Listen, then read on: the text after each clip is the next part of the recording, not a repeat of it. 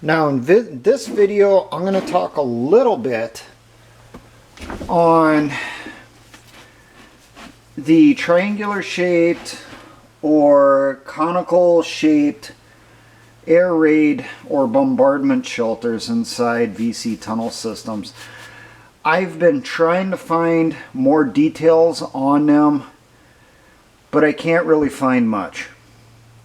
Without actually buying a bunch of books on Coochie tunnels and that stuff and reading through those and hoping I find a reference, I gotta go off of memory from things that I've seen and captured video and footage that was put out by the Vietnamese communists.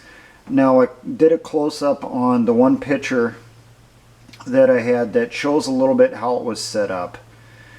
Basically just pyramid shaped roof. These would have been, say, thicker type logs, or at least that's what I'd recommend, use thicker logs. For in the United States, I'd say probably something that's 10 inch, maybe bigger in diameter. And then you're probably going to want to put some type of beam right up here on the center that they kind of lock together on.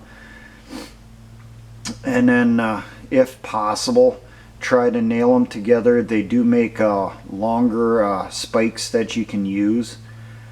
So maybe up at the top you're going to notch the logs a bit so that they will fit together easier, and then you can drive the spikes through from the outside going in to that beam to help hold it in place.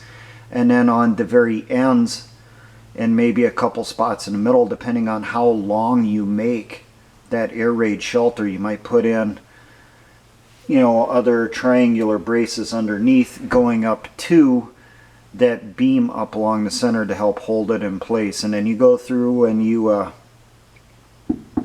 toenail it them to the beam to help hold them in and that stuff. Now for actual dimensions on it, I can't find much.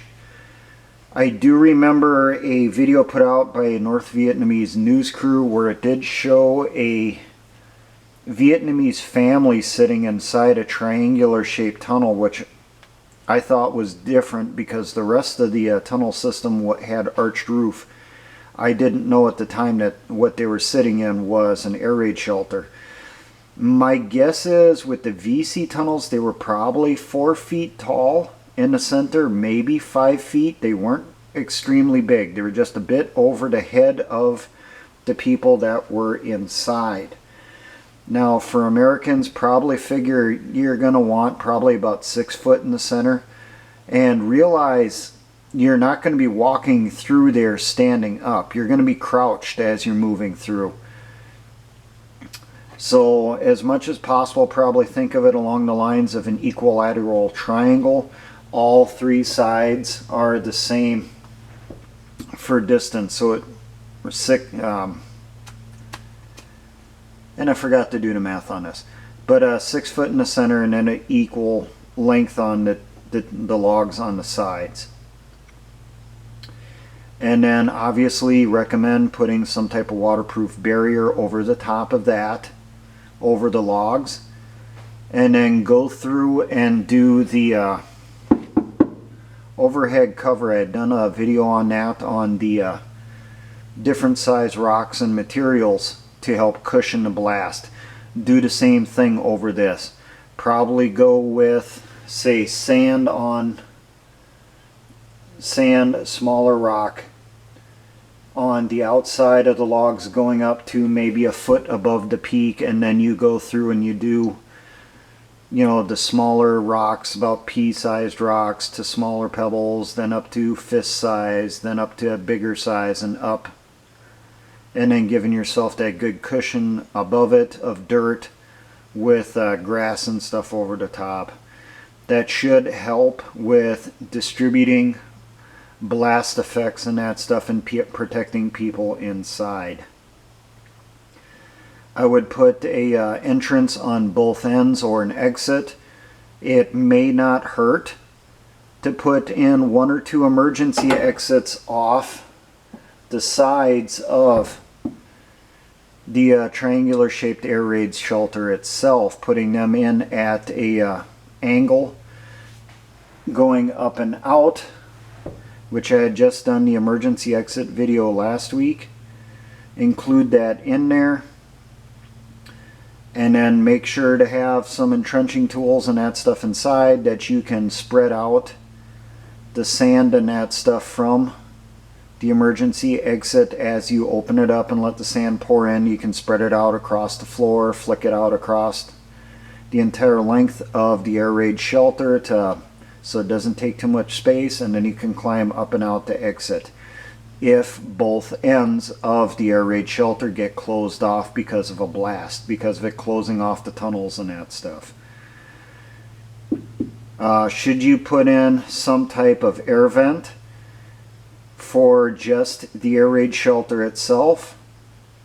Really, you should, but I don't know how you could include some type of blast valve inside that air vent. There has to be some type of way to keep the overpressure from the bombs going off outside transmitting down that air vent, or from the blast outside sucking the air completely out of the air raid shelter. You know, those are two reasons where I could think of not putting in an air vent. But if you don't put in an air vent and the ends get blocked off and you have to dig your way out, you're only going to have so much air inside that shelter. So if you can come up with some type of way to put some type of blast valve in there, then for sure get your air vents put in there. So I do recommend that these triangular air raid shelters be at your top level, your fighting level, and then your first tier below that. Those two for sure. Maybe the tier below that, because you always have to be prepared for the worst case scenario, which realistically would be along the lines of a B-52 strike or a B-2 stealth strike, or their Russian or Chinese or European equivalents. Artillery and that stuff, if you have the overhead cover above your tunnel system, you got the rocks and that stuff, the cushion layers and all that in there, set in just right. That'll dissipate a lot of the artillery, so keep that in mind. I will make this note on this one because I forgot to put it in the tunnel system videos. It is known by the militia movement that back in the late 90s, early 2000s, that the US government did have technology with satellites, and they could reportedly put it in aircraft. They can scan the area with ground penetrating radar, and they can pick up the different densities of the soil, and if something was irregular, it would appear as a warning on the scan. That would get checked over by a technician. They would look for the shape of the irregularity and that stuff, and could it potentially be some type of underground structure. So what militias that have put in tunnel systems have done, they have mimicked the soil that they removed. So they will set aside the sod blocks and that type of stuff, whatever from where they're excavating from. And when they excavate, they do it underneath camo nets. They try to do it as quick as possible within 24 hours. No more than that. They take off the sod blocks, set them to the side, and then they go through, and each layer of soil gets separated out onto piles, onto tarps. And when it gets put back in the ground, they do that corresponding layer to the same height that it is surrounding the hole.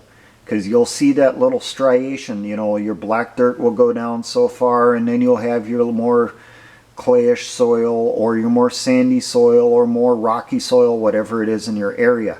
There'll be that striations. And when they refill the holes, they go through, they repack the earth the same way it was when it was taken out. They go to the same levels according to the soil on the edges, you know, and change out as they go on. If there's any left over, it should be from the very bottom, the area that you put in your bunker, your cache, whatever it is that you put in the ground. Take that soil, take it somewhere and dump it. I do plan on doing a video on how to excavate for tunnel systems. I just got to figure out how to draw it and that stuff to explain this a little bit better. But take that into consideration when you're putting in your overhead cover. I do not know the depth that ground penetrating radar scans reaches. If I had to take a guess, it's going to be a few feet. So I'd say probably over the top of your BFRs that you use as your overhead cover layer. You know, when you go through and you put in your cushion and your burster layers and all that stuff, your final BFR layer, you know, your really big honking rocks, I'd give it probably about 2 foot of earth over the top. And make the pattern that you do in the ground pretty irregular. You don't, you know, straight lines draw attention in nature, and it would on a scan also. So instead of having, you know, that straight excavation and that stuff, when you may have that farther down, but as you're filling it in, maybe make it more, you know, a little bowl shaped, curve it, serpentine it, you know, try to make it look like it's just a change in the geology that maybe they'll overlook. So research your area, you know, figure the stuff out. I know there are books out there on soil compositions and that stuff for different states. I know I've come across one for my state. I actually came across it at a garage sale, and I picked it up. It talks about the differences in soil across the state, what's the depths on the stuff, what's the makeup, the compositions and all that. Check to see if there's one for your state or wherever you're going to put your tunnel systems in. And the engineer or whoever that's planning your tunnel systems goes through and references that. Takes that information into consideration. You know, it's just a little bit more intelligence for when you're accomplishing your mission. Now, for all my engineer brothers in the Patriot and Militia movements, always remember, essayons.